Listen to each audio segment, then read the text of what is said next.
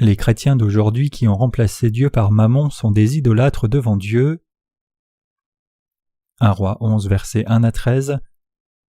Le roi Salomon aima beaucoup de femmes étrangères, outre la fille de Pharaon, des Moabites, des Ammonites, des Édomites, des Sidoniennes, des Hétiennes appartenant aux nations dont l'Éternel avait dit aux enfants d'Israël : « Vous n'irez point chez elles et elles ne viendront point chez vous. Elles tourneraient certainement vos cœurs du côté de leur Dieu. » Ce fut à ces nations que s'attacha Salomon entraîné par l'amour. Il eut 700 princesses pour femmes et 300 concubines, et ces femmes détournèrent son cœur. À l'époque de la vieillesse de Salomon, ces femmes inclinèrent son cœur vers d'autres dieux, et son cœur ne fut point tout entier à l'Éternel son Dieu comme l'avait été le cœur de David son père.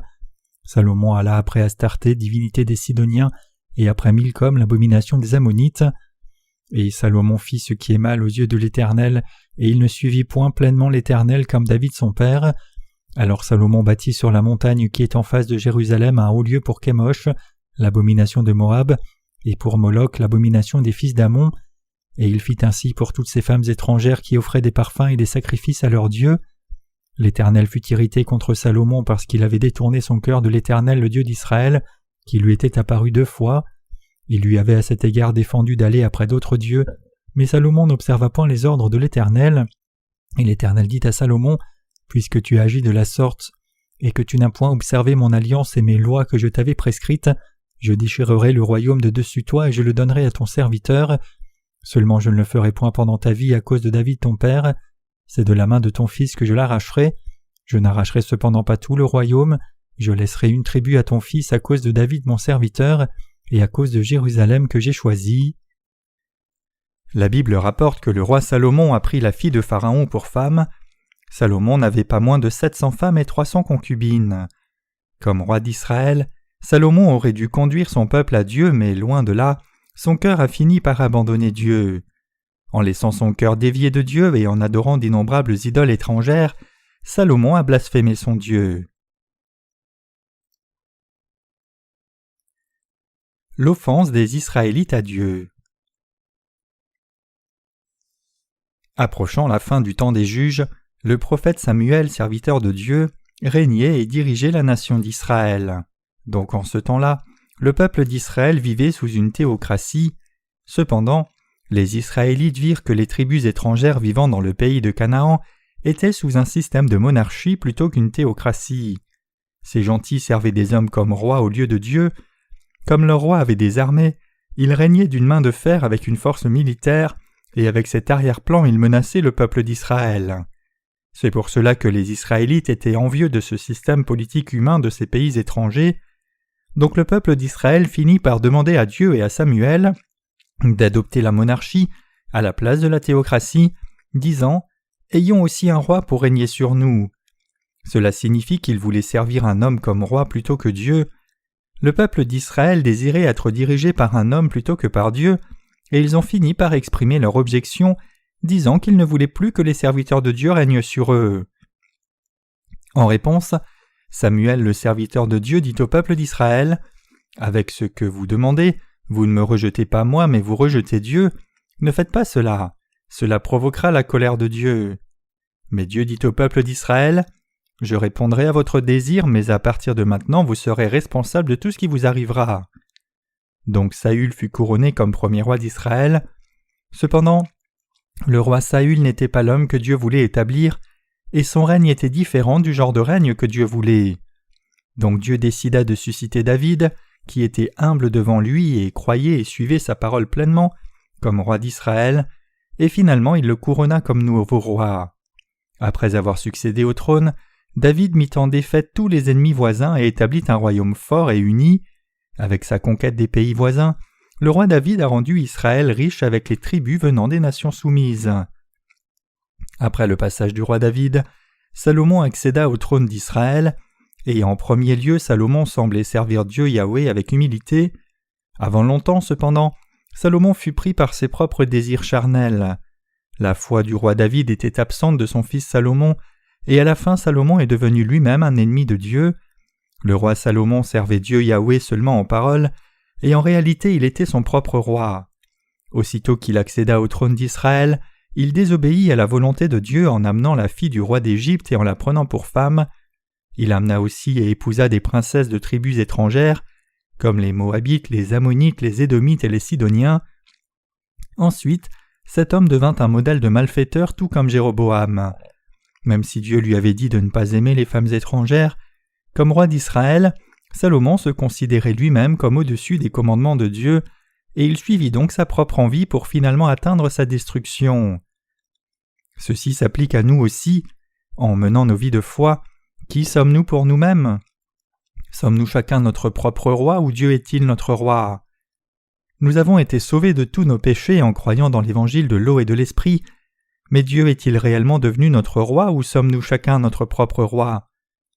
Nous devons suivre l'un de ces deux cas, et en fonction de ce choix nous sommes soit bénis soit maudits de Dieu. Nous devons tous croire en Dieu comme notre roi et atteindre la victoire spirituelle par la foi. Cependant, ceux qui ne peuvent pas arriver à se soumettre au règne souverain de Dieu comme leur propre roi sont des gens qui ne vivent pas selon la volonté de Dieu, mais selon leur propre volonté. C'est pour cela que le roi Salomon n'avait pas moins de 1000 femmes. Même si Salomon croyait en Dieu, il servait sa propre chair, pendant qu'au contraire David servait Dieu. À cause de cela, Salomon devint un hérétique spirituel devant Dieu. Il était un homme si charnel qu'il passa 13 ans à bâtir son propre palais, et il mobilisa tout son peuple dans le travail forcé pour assumer ses plaisirs charnels. Puisque Salomon était son propre roi et vivait seulement pour sa chair, il était inévitable qu'il devienne un hérétique à la fin. Il devint donc le pionnier qui conduisit le peuple d'Israël loin de Dieu pour servir des idoles comme leur Dieu. L'histoire de la théocratie d'Israël a duré depuis Moïse jusqu'à Josué pendant le temps des juges et jusqu'au règne de David. En ce temps de théocratie, les serviteurs de Dieu régnaient sur le peuple d'Israël et ils les conduisaient aussi spirituellement à avoir la foi juste. Cependant, le peuple d'Israël ne réalisait pas que ce système théocratique était une énorme bénédiction pour eux. Donc même si la nation d'Israël avait été bénie à ce point au temps de sa théocratie, une fois qu'elle commença à être dirigée par l'homme, elle tomba dans la corruption spirituelle pour n'adorer que des idoles, et le royaume lui-même a fini par être détruit aussi. En résultat, Israël est devenu un État tributaire, dirigé par de grandes puissances comme la Syrie, Babylone, Rome, successivement jusqu'à la venue de Christ. Même quand Jésus-Christ est venu sur la terre dans la chair d'un homme, le peuple d'Israël ne l'a pas accepté, mais loin de là, ils ont demandé au procureur romain de crucifier Jésus en disant « Que son sang retombe sur nous et sur nos enfants » Matthieu 27, verset 25. Par conséquent, le peuple juif a perdu sa nation et a été éparpillé de par le monde, puis a souffert de nombreuses tragédies pendant près de 2000 ans.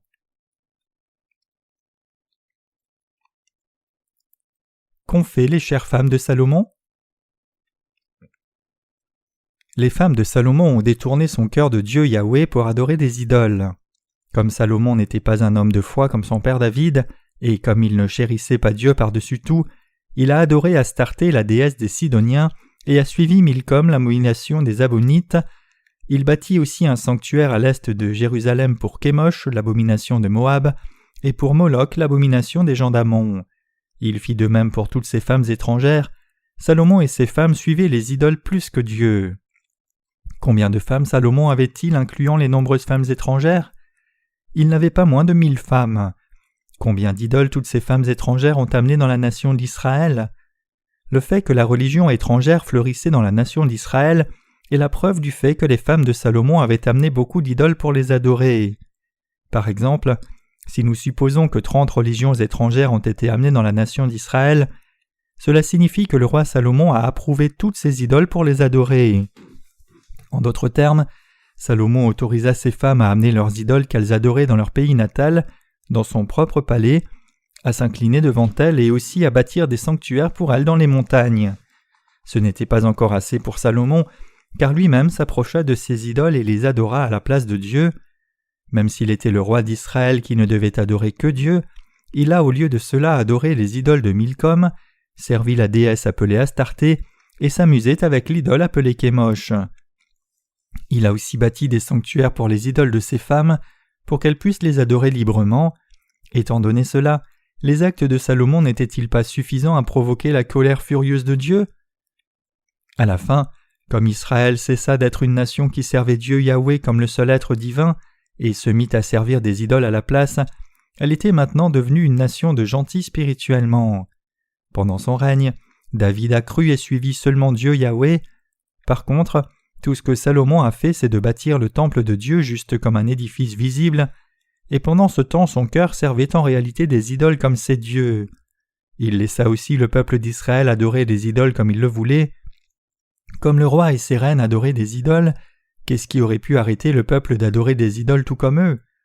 En fait, puisque le cœur de Salomon avait abandonné Dieu Yahweh, il était déjà devenu un idolâtre. C'est pendant le règne du roi Salomon que la théocratie en Israël s'est totalement arrêtée, comme l'homme est devenu roi au lieu de Dieu, et Israël est tombé dans l'abîme de la destruction. Puisqu'un homme comme Salomon était roi d'Israël, ses reines étaient liées à servir des idoles, et c'était une évidence que le peuple d'Israël adore aussi et suive des idoles étrangères. Ils servaient Dieu Yahweh seulement en parole, alors qu'en réalité ils étaient devenus des hérétiques devant Dieu. Après la mort de Salomon, son fils Roboam a succédé au trône d'Israël, mais à ce moment-là, Dieu sépara la nation d'Israël en deux, séparant le royaume du nord d'Israël et le royaume du sud de Juda. Ainsi Dieu a permis à la maison de David de maintenir sa dynastie, même si son royaume était maintenant réduit à un petit royaume, régnant sur la partie sud d'Israël. Dieu avait tenu la promesse qu'il avait faite à David. Cependant, le roi Roboam du royaume du sud a aussi adoré les idoles et abandonné Dieu comme le roi Jéroboam du royaume du nord d'Israël, et à la fin, le royaume de Juda est aussi devenu une nation idolâtre. Donc tout le peuple d'Israël s'est mis à adorer des idoles à la place de Dieu. Finalement, la nation d'Israël est devenue une nation d'hérésie collective. C'est réellement à partir de ce point de l'histoire d'Israël que c'est devenu une histoire d'hérésie. C'est ainsi que les Israélites se sont mis à servir les idoles à partir de là, pour être bloqués par Dieu et rendus esclaves par des nations étrangères à la fin. En effet, c'est parce que le peuple d'Israël ne croyait pas en Dieu mais prenait plaisir aux idoles et les suivait, ce qui était une abomination devant Dieu, que la nation d'Israël et son peuple ont fini par devenir des hérétiques. Ainsi, Dieu reprit son peuple quand ils suivirent des idoles étrangères. Même si Salomon était le roi d'Israël, il adorait énormément les idoles. Finalement, il était un homme responsable d'avoir changé son propre peuple en hérétique. Il a dégradé la nation d'Israël entière en une nation d'hérétiques. En servant les idoles, Salomon a amené son peuple à devenir hérétique collectivement. C'est parce que le cœur de Salomon avait abandonné Dieu par son idolâtrie que le peuple d'Israël a aussi suivi ses pas. C'est parce que le roi Salomon a vécu seulement pour sa propre chair que les gens ont aussi vécu pour leur propre chair. Non seulement Salomon a mobilisé le peuple d'Israël dans le travail forcé pour bâtir sa propre maison pendant 13 ans, mais il a aussi fait la paix avec les rois de nations étrangères par des relations maritales. À la différence de Salomon, David n'est pas entré dans des relations amicales avec les nations des gentils. Peu importe combien c'était difficile, il s'appuyait seulement sur Dieu comme il a confessé « Avec toi je me précipite sur une troupe en armes, avec mon Dieu je franchis une muraille » Psaume 18, verset 29. Il n'a jamais permis à ses ennemis de vivre aux côtés des Israélites. Par contre, Salomon, Roboam et Jéroboam n'ont pas éradiqué les ennemis gentils et leurs idoles, mais loin de là, ils les ont gardés près d'eux comme des proches amis, ont servi leurs idoles et les ont aimés plus que Dieu lui-même. C'est pour cela qu'ils sont tous devenus des hérétiques devant Dieu. Bien qu'Israël ait occasionnellement vu quelques rois qui craignaient Dieu, la plupart des rois sont devenus des hérétiques qui servaient les idoles comme leur Dieu. Ces rois ont abandonné Dieu et fini par adorer des idoles étrangères comme leur Dieu. Donc quelle autre signification cela a-t-il, sinon que tous ces rois sont devenus des hérétiques ? Cela pourrait aussi s'appliquer à vous et moi aujourd'hui, qui croyons dans l'évangile de l'eau et de l'esprit. Même si nous avons reçu la rémission de nos péchés de Dieu en croyant dans l'évangile de l'eau et de l'esprit, si nous servons les veaux d'or que les hérétiques collectifs adorent aujourd'hui, alors nous deviendrons aussi des hérétiques du point de vue de Dieu. Si nous adorons des veaux d'or comme Salomon et considérons cette foi comme étant la bonne, que deviendrons-nous ? Nous deviendrions aussi des hérétiques. Nous devons donc nous tenir éloignés des idoles.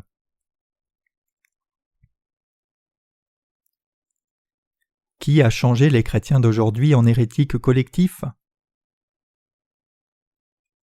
Si nous devions nous demander qui est responsable d'avoir produit des hérétiques collectifs dans les communautés chrétiennes d'aujourd'hui, la réponse est que c'est en fait un produit de la collaboration du roi Salomon du roi Jéroboam et du roi Roboam. Salomon a eu un jugement sévère, car il avait adoré des idoles devant Dieu.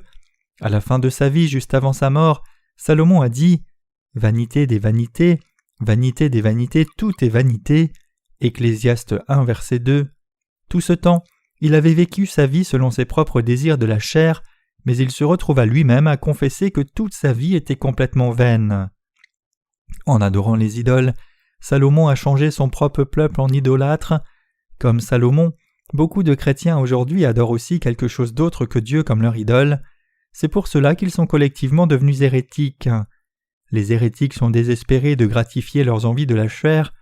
Les chrétiens qui sont devenus des hérétiques collectifs cherchent à tout prix à accumuler leurs propres richesses. Les leaders inventent toutes sortes de schémas pour prendre leur salaire.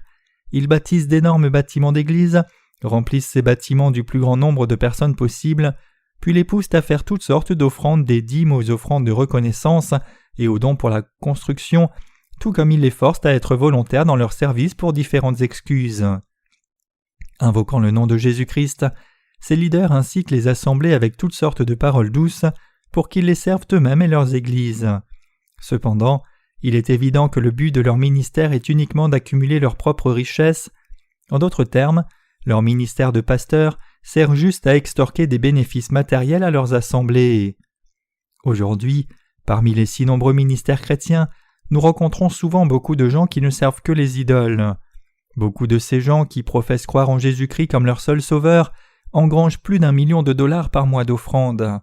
Après avoir présidé quelques cultes, ils peuvent facilement rassembler plusieurs centaines de milliers de dollars par semaine. Il est connu communément que si le nombre de membres de l'Église atteint environ les 3000, cela suffit à générer plus d'1 million de dollars par mois d'offrandes. Mais que font ces pasteurs avec tout cet argent? Investissent-ils dans l'œuvre de Dieu? Combien dépensent-ils réellement pour aider les pauvres? Même s'ils prétendent tous être généreux, ils n'apportent pas tant d'aide que cela. Ils disent qu'ils aident les enfants les moins favorisés dans leurs églises, mais en grande fanfare, ils ne donnent en réalité que 50 à 100 dollars par mois. Tout ceci en dépit du fait qu'ils collectent au moins des centaines de milliers de dollars par mois en offrandes. À quoi dépensent-ils alors le reste de l'argent? Ils le dépensent à bâtir des bâtiments d'église de mammouth pour qu'on les voie. Même s'ils adorent déjà dans d'énormes bâtiments, ils n'hésitent pas à les démolir pour bâtir de plus grands édifices d'église encore, faire venir encore davantage de monde, récolter encore davantage d'offrandes et être payés encore plus pour leur salaire. Finalement, cela signifie qu'ils ne servent pas réellement Dieu, mais ils servent en réalité des veaux d'or. Beaucoup de gens dans les communautés chrétiennes d'aujourd'hui sont des hérétiques qui adorent des veaux d'or. Le Seigneur a dit qu'on reconnaît un arbre à son fruit. Les hérétiques vivent seulement pour leur propre chair. Combien ce serait merveilleux s'ils dépensaient les offrandes de l'Église pour le véritable Évangile.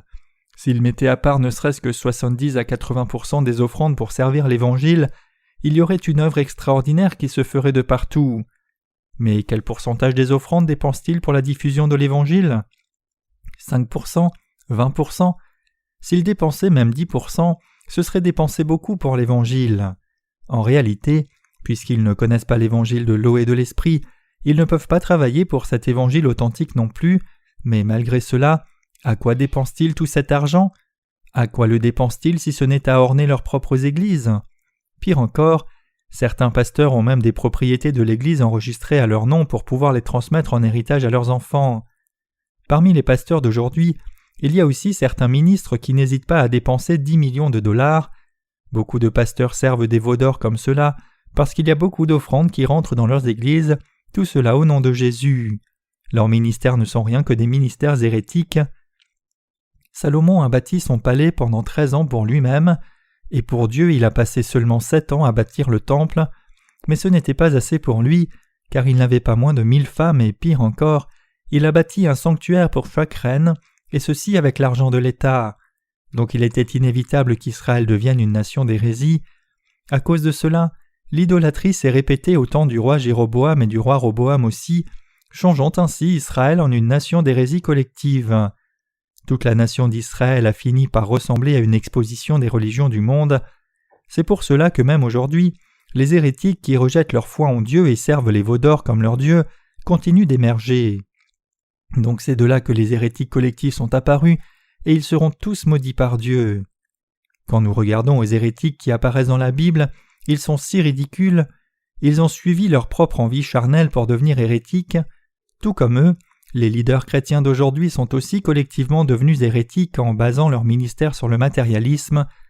Jésus-Christ est venu sur la terre et a remis les péchés de l'humanité en nous donnant l'évangile de l'eau et de l'esprit. Donc les chrétiens doivent d'abord recevoir le salut en croyant dans l'évangile de l'eau et de l'esprit, et ils doivent vivre le restant de leur vie pour répandre cet évangile de vérité donné par Dieu dans le monde entier. Nous devons tous servir l'évangile de l'eau et de l'esprit en n'oubliant jamais qu'Israël est devenu une nation d'hérésie à cause de l'adoration idolâtre de veaux d'or par ses rois. Le christianisme primitif avait défendu sa foi dans l'évangile de l'eau et de l'esprit même sous la persécution, mais une fois que l'Empire romain a déclaré le christianisme comme religion d'État en 313 et a offert un traitement favorable, à partir de là, il a remplacé Jésus-Christ par des veaux d'or et a cru en eux à la place. C'est la raison pour laquelle les serviteurs de Dieu et les saints nés de nouveau, qui croyaient dans l'évangile de l'eau et de l'esprit, ont disparu de la terre.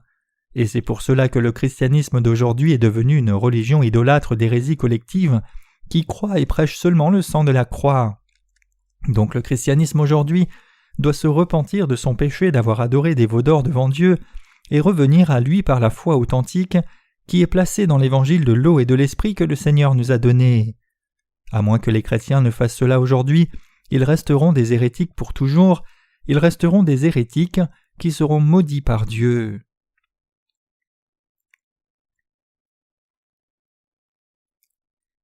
N'est-ce pas adorer les veaux d'or pour les chrétiens d'aujourd'hui que de prêcher et servir seulement le sang de la croix? Le christianisme aujourd'hui est devenu une hérésie qui adore des veaux d'or. Honnêtement, les chrétiens d'aujourd'hui ne cherchent en réalité que la santé physique et la prospérité terrestre sous prétexte de croire au nom de Jésus.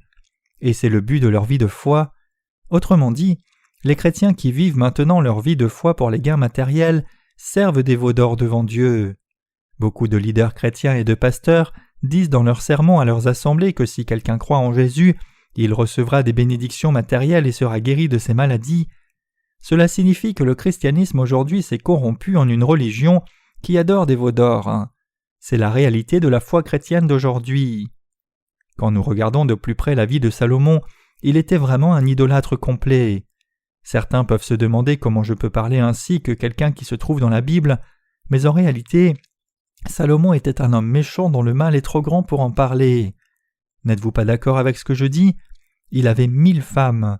Quand une de ces femmes le rencontrait dans la rue et lui disait « Bonjour, Majesté », il disait probablement « Est-ce que je vous connais? Qui êtes-vous » Puisqu'il avait 1000 femmes, comment aurait-il pu connaître chaque visage, chacune de ces femmes? N'est-ce pas? Il était roi d'Israël, la nation choisie de Dieu, et il n'avait pas moins de 1000 femmes. Cela semble vouloir dire que lorsqu'il allait dans un autre pays, il prenait n'importe quelle princesse qu'il voyait là et en faisait sa femme, comme s'il faisait du shopping dans un centre commercial. C'est pour cela qu'Israël a été réduite à une nation idolâtre. Le pire roi parmi les pires n'est autre que Salomon. Son père craignait Dieu tellement et obéissait à tous ses commandements en dépit de ses insuffisances. Mais même si Salomon était le fils de David, à la différence de son père, Salomon vivait pour lui-même dès le moment où il succéda au trône de son père, au moment où il fut couronné. Le roi Salomon est loin d'avoir été un bon roi, il était un roi méchant et dur qui a produit tant d'hérétiques. C'est à cause de lui que le peuple d'Israël est collectivement devenu hérétique. Puisque Salomon a abandonné Dieu et adoré d'autres dieux, lui-même était un hérétique. Pourquoi alors le christianisme d'aujourd'hui sur la terre est-il devenu une hérésie qui adore des veaux d'or? C'est parce que les chrétiens d'aujourd'hui ne croient pas en l'évangile de l'eau et de l'esprit qu'ils ont fini par servir des veaux d'or et sont devenus des hérétiques collectivement.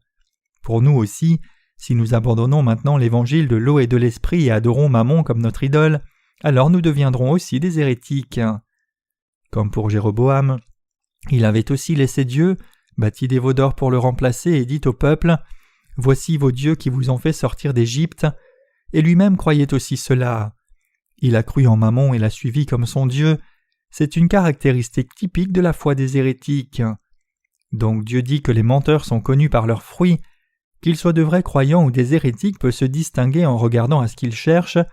Si quelqu'un cherche seulement les choses de la terre tout en clamant croire en Jésus, alors il est un hérétique pour sûr. Ces gens ne servent pas le Seigneur, ils ne croient pas en l'évangile de l'eau et de l'esprit même quand on le leur prêche. Au contraire, ils s'opposent à cet évangile. En dépit de leur profession de croire en Jésus, ils vivent en réalité dans le seul but d'assurer leur propre prospérité charnelle. Les chrétiens de par le monde entier sont maintenant pris dans le péché de l'idolâtrie.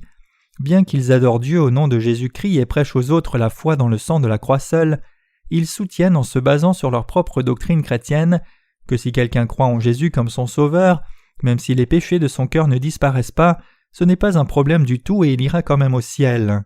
Et ils amènent les autres à adorer des idoles, leur disant de continuer de faire des prières de repentance. Ce qui intéresse réellement les leaders chrétiens, c'est de rassembler autant d'offrandes que possible au nom de Jésus. L'argent continue de s'empiler pour eux. À chaque occasion, ils créent un programme pour amener encore plus d'argent. Ils collectent des offrandes sous toutes sortes de titres, des offrandes pour la construction aux offrandes missionnaires et les dites offrandes de 1000 fois, qui est un dérivé des 1000 holocaustes que Salomon avait fait à Gabaon. 1 Roi 3, verset 4.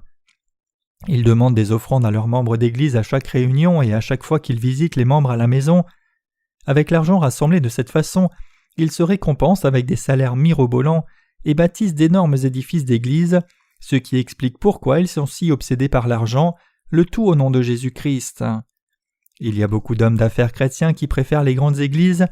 Pourquoi préfèrent-ils les grandes églises ?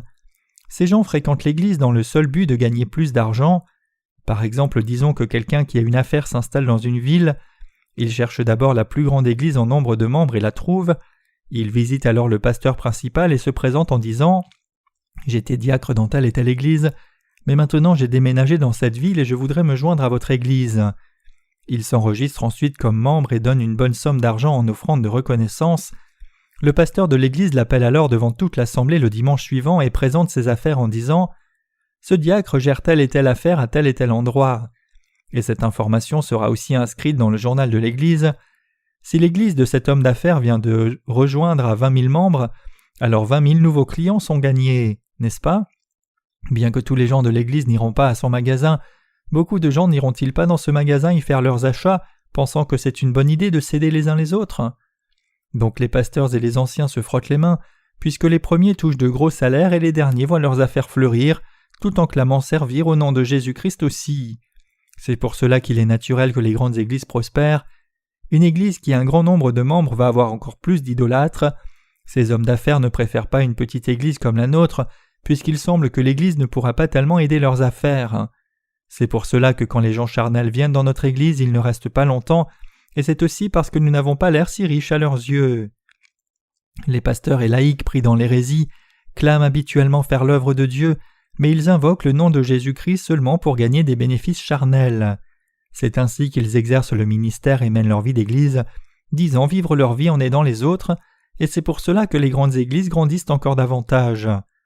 Mais une telle disposition peut-elle aussi s'appliquer à nous qui croyons maintenant dans l'évangile de l'eau et de l'esprit ? L'argent est-il tout pour nous qui croyons dans l'évangile de l'eau et de l'esprit ? Non, ce n'est pas le cas.